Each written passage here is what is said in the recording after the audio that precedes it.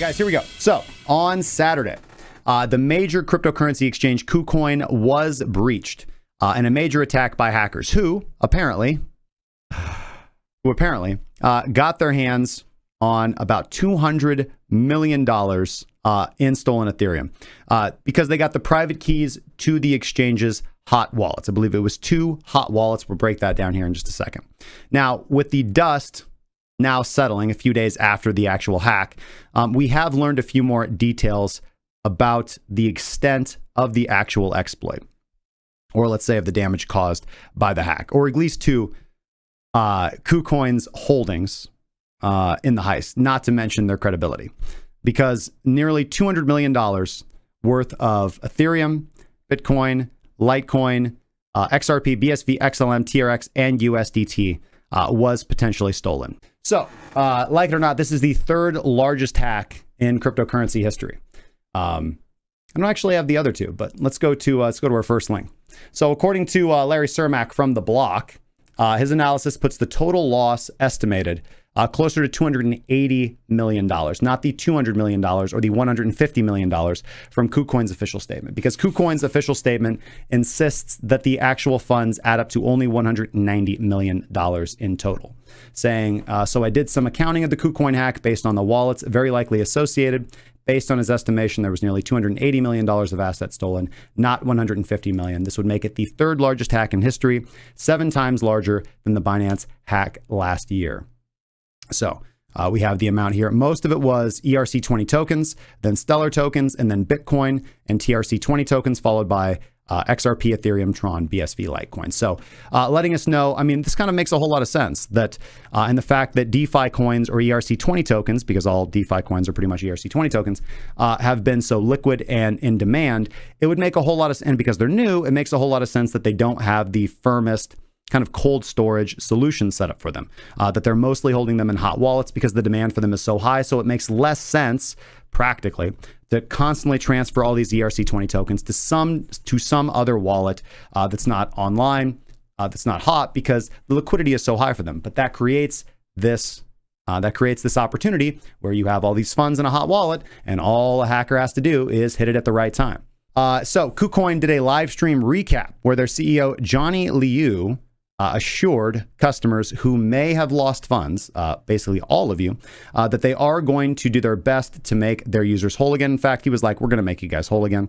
Now, the only person in cryptocurrency that I trust to fulfill that promise is CZ. So we'll see if Mr. Johnny Liu can actually live up to that.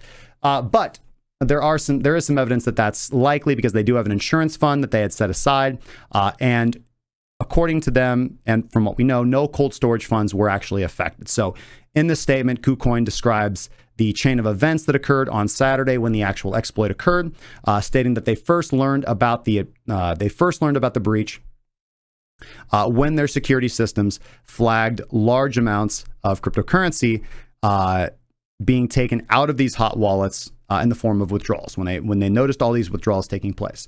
But they were powerless to actually stop the transfers taking place. Seems like, decentralized centralization comes with a cost, right? Among the tokens the bandits made off with, again, included $152.7 million in Ethereum and Ethereum-based tokens, $10.8 million in Bitcoin, $4.4 million in XRP, $1.2 million in Litecoin, $2.4 million in Bitcoin SV, $701,000 in Stellar, $4.7 million in Tron and Tron-based tokens, and $14 million worth of Tether. Right. So according to this expose from the CEO, KuCoin scrambled to notify international law enforcement about the hack immediately, and they contacted all the other major crypto exchanges like Huobi, Binance, OKEX, BitMEX, Bybit, and crypto projects and blockchain security experts, so that they could try and get all the assistance that they could to mitigate the damage that was done to them. And to this effect, Johnny Liu here in this live stream stated that there has been some success in neutralizing some of the stolen tokens. And we've seen this quite often with other large exchange hacks before. For instance, the Bitfinex CTO, Paulo Adreno, confirmed in this Twitter post, that Tether froze a total of 20 million Ethereum based USDT and a further 13 million EOS based USDT as well in their response to the incident. Right here, public service announcement, KuCoin hack. So Bitfinex froze 13 million Tether USDT on EOS, and Tether just froze 20 million Tether USDT sitting on this Ethereum address as a precautionary measure. So remember, it's not just USDC that can whitelist or blacklist addresses. Other projects, such as the team over at Ocean Protocol, moved to freeze their tokens and remedy the situation themselves. So Ocean Protocol froze more than 21 million tokens. That was worth about $7.8 million, and they're now instituting a hard fork as a way to reverse the damage. If this reminds you of the original Ethereum Classic hack, that's because it's basically the exact same thing, just minus the DAO and insert KuCoin as a centralized exchange. So KuCoin worked with the Orion Protocol team in order to complete a token swap worth nearly $9 million to replace stolen funds.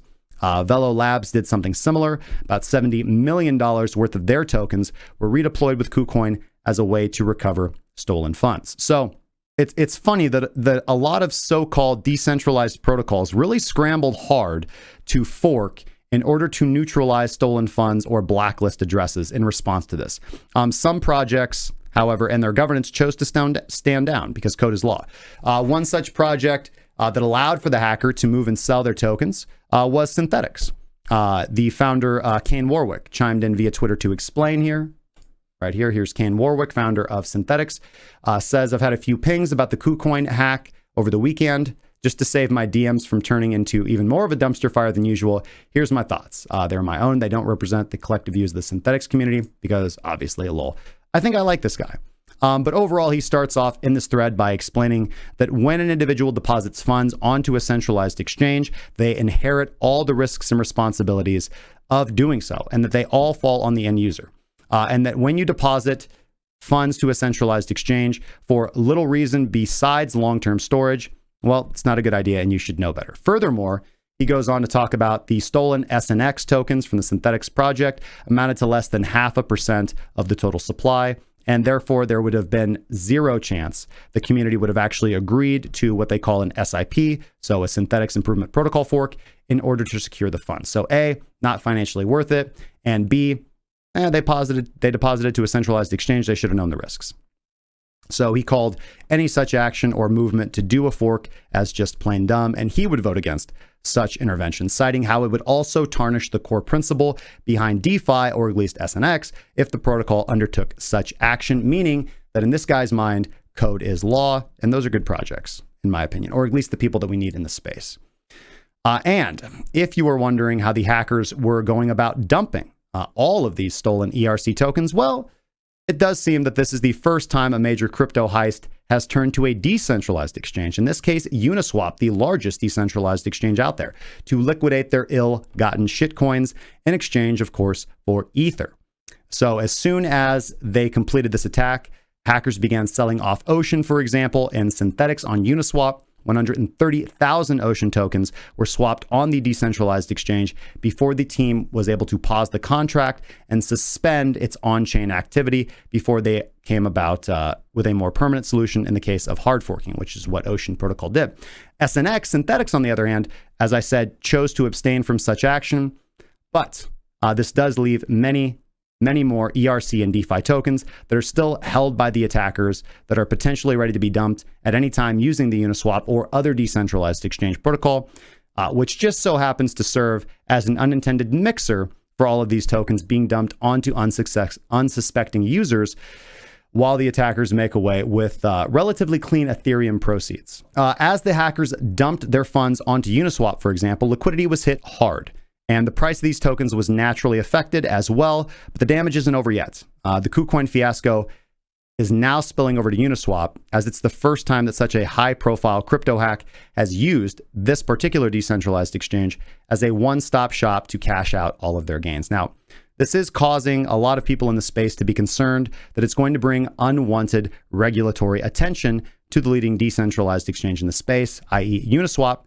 After all, Uniswap has grown exponentially in popularity. While centralized exchanges are busy clamping down with KYC and AML measures, i.e. AMLD5, now Uniswap's managed obviously to capture a great deal of daily trading volume, and I would say that this is largely due to DeFi degens, and Ethereum gamblers everywhere. But now that we've had really our first high-profile hack worth hundreds of millions of dollars and seen Uniswap as the prime area to dump these and cleanly mix your funds, this is a problem that's now on Uniswap shores. And we kind of have to worry whether authorities are going to wake up to the activity occurring on Uniswap and bring the entire matter of decentralized finance to the attention of financial regulators. So basically, I'm suggesting that spillover effects from something like this may be quite disastrous for the space and have unintended consequences. But I don't know, and more certainly will be yet to come. So let me know what you guys think down in the comment section. What do you guys think are going to be the unintended consequences of this KuCoin hack? Do you guys agree with the approach that Synthetics took, for example, by saying that code is law? I've always stood by that approach. Do you guys think that Ocean Protocol was right and quickly hard forking the coin and trying to preserve and prevent the damage to their token holders? There's really two ways to look at it. Either, hey, we're so committed to protecting our hodlers that when something that we didn't intend happens, we will quickly step in and fork the code, but also let you know how little governance is actually decentralized. Governance is quite centralized. And in the case of SNX, it goes to show basically who stands behind their core values. But again, this could be argued either way. So let me know what you guys definitely think about this.